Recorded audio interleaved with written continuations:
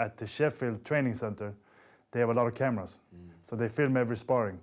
So, and they have these computers. You just go in, you type Joshua, his sparring session comes up. And I was there alone one day before I went home.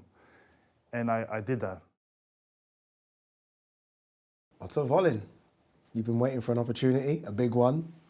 Here he goes, you get it. Must feel good. It feels great. I've been working for this for so long.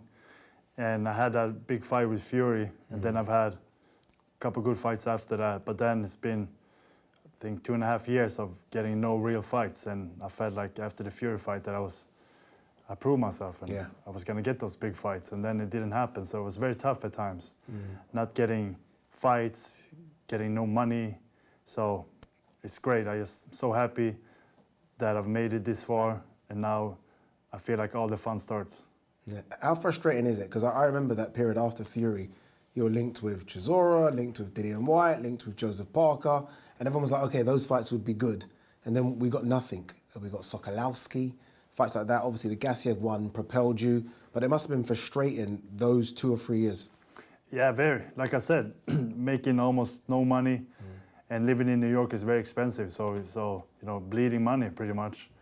And that's not what I want. I want to fight, progress my career, become a world champion. So I stayed in the gym every day, even though I wasn't getting fights, and just working towards the goal. And it's finally getting closer. I got the big fight with Gassiev. Yeah, good win. Yeah, I went to Turkey, took a big risk fighting him. You must have been scared when the scorecards were read out. I thought you won that fight quite comfortable, and when it went to the scorecards, I was like, okay, this could go the other way. Yeah, it was very. I got scared, very scared. Yeah, my heart dropped, and I felt in the fight, I felt like I almost won every round. Yeah, so I was very comfortable, and then hearing the scorecards saying it was a split decision, I just looked at Joey, my trainer, and thought, oh no, they're gonna rob me.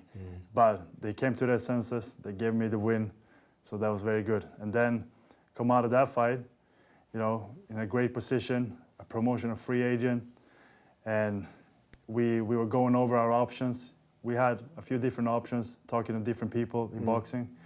And then just a week ago, we got the call about this fight. And Jolene and my manager and I just spoke about it. We went back and forth with Joshua's side and made a deal in like 2 days. And now we're here. Yeah, now you are here, right? It's a big one. It feels like the biggest card I've seen in years. And you are main event on that card in Saudi Arabia. So all your hard work, all the frustrations of the last 4 years, finally, you've got something. Yeah, finally.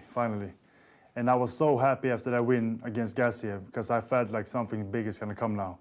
I'm getting ranked number 2 with the IBF. And finally, I got a big fight, prove myself a little bit. And yeah, now this came. Dropped out of the sky, really. I've spoken to so many people, former boxers, current boxers, and everyone said this is a banana skin for AJ. And you look at the options that AJ could have fought. There was talks of Manuel Char, Agit Kabayel, and other fighters. They said maybe not Otto Wallin. Maybe kind of go that way if Otto Wallin's coming for you. Do you feel like you have a style because of the Alexander Usyk fight to cause AJ big problems? I do. I think that Usyk is a very good fighter, but we are still different. We have some similarities. We're both southpaws, both good boxers. I'm actually a bit bigger than Usyk. A lot bigger. Yeah. I didn't realize how big you were until I saw the face-off of you and AJ. You're as big. Right, right. And I'm a good southpaw. He's taking this fight in kind of a short notice. I just fought. I had a week off, came back to the gym. And so I'm in great shape. I'm going to be even better shape on December 23rd. And so I think, of course, if you ask me, it's a bad fight for Joshua. He's changing trainers again. And I think he's searching for something that he's not going to find. Yeah. Do you think he is past that best, right? And it can happen with everyone. As you get older, you have bruising fights, sparring sessions. You mentioned that you think AJ's peak was 2018 and that from that peak he's now going down. Do you genuinely believe that? Like he's no longer the guy he once was? Well, he's not. He's not. I think it's pretty obvious to everyone that physically I think he's the same, but mentally he's not. And I think that he deserves a lot of respect, Joshua. He's done really well for himself in his life. He's been 2-time heavyweight world champion, which is a huge accomplishment. So I think he should be proud.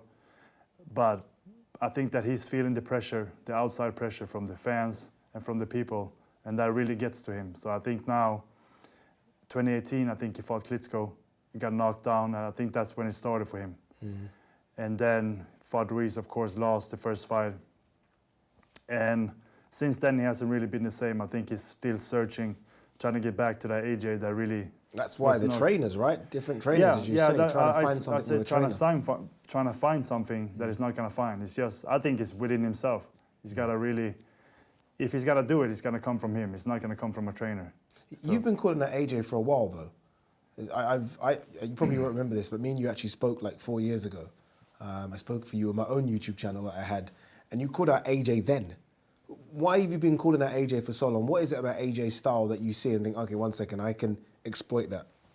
I think that I'm a very good boxer, but I can do different things in there, and I have the skills, I have the heart, and I have the IQ for it. So I've shown that already, but it's gonna be even better when I fight Joshua. I have so much motivation for this, and so much to gain from beating him. So I'm gonna do everything it takes. Yeah, there's some great heavyweights on that top table, right? Deontay Wilder was there, Joseph Parker, Jerome Miller, Daniel Dubois, all people that have fought big fights. Do you kind of look at that and think, okay, potentially my next opponent could come from any of those guys? It could, but I'm just focusing on Joshua right now. Good question, good answer. Yeah. That was a trick question, it was a good answer. Yeah, I'm just focusing on Joshua right now. I mean, we've had kind of fun hanging around all those heavyweights today, but it's a business, and I'm just focusing on Joshua, because if I'm not beating him, then it's going to be a lot harder for me. Indeed. You have had 2 amateur fights against AJ. I actually watched one the other day, the Haringey Box Cup. I was watching that. What do you remember about those 2 fights? Well, it was good. It was good. I remember. Action-packed. Yeah, it was good fights. Good fights. I have the other fight that we fought in Sweden, versus England. My dad taped that, so I have that fight at home. I watched that plenty of times also. So it's really good fights. Revenge missions. Yeah, it could have gone either way. And actually, I was sparring him in 2016, and I don't think I've told anyone this, but at the Sheffield Training Center, they have a lot of cameras. So they film every sparring. So, and they have these computers. You just go in, you type Joshua, his sparring session comes up. And I was there alone one day before I went home, and I did that. So I found, at first I told McCracken, I don't want you filming the sparring, because if you do, I want the tapes. Yeah. And he said, yeah, you can speak to the technician, I think he said. Just speak to him. But I never saw anyone, right? So before I left, I sat down with the computer. I found our sparring sessions. Maybe like 5 of them. I filmed them with my phone, so I brought them with me. I was thinking, if he's gonna have the tape, I'm gonna have the tape too. How did you do in those sparring sessions? It was good. Yeah? It was good, yeah, very good sparring. I prepared him for Charles Martin. I went over there. I was living in Denmark at the time. Went over there, they were telling me, yeah, you can come over for a couple of days, you know, see what happens. I ended up staying for 7 weeks. We must have sparred at least 150 rounds. And so I think I did a lot better than what people expected me to do. It was a good experience. And so we know each other pretty well. And that's why I have a lot of confidence in this fight for myself. For where you are in your career, what does it mean to be on this card? I mean, I look at it as a big boxing fan, and I think it's one of the best cards I've seen in years, from top to bottom. You know this, right? You normally get a good main event, then the undercards ain't as stacked. This one, there are several main events. What does it mean to be on it? It's amazing. It's amazing. I can't believe they put this card together in 1 week. It's ridiculous. I mean, it can never have happened before. It's just unbelievable. Like I said, I can't understand it. But they pulled it together somehow, and we all gonna go there and fight. And if I wasn't fighting, I was gonna be watching all of these fights with big interest. Yeah. So, you know, maybe after the fight, I get to watch the whole show again. Fingers crossed, right? You said that you're a promotional free agent, and I'm seeing a lot of fighters do that nowadays. Is it hard being in that situation? I mean, yes, you've got a lot of options, but there's also that risk if you lose, right? Yeah. I mean, it's just a business. I just became a free agent a few months ago. And for me, it's been great. Yeah, it's been great. So it can be a risk, but for me, it's been very good. It's not bad, is it? Gassiev, AJ in Saudi Arabia. Maybe free agency is the way to go. Right. Maybe. Also, good luck. Thank you. December 23rd. Well done. Congratulations on the fight.